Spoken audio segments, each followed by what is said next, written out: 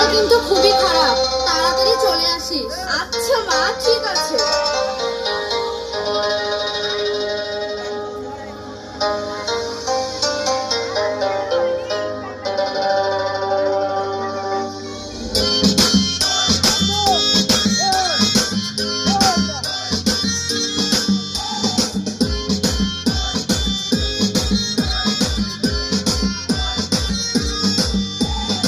তোর খুশি মাইয়ারে তোর খুশির ভেতর কি খাঁটি গরুর দুধ দেখতে এনেছি।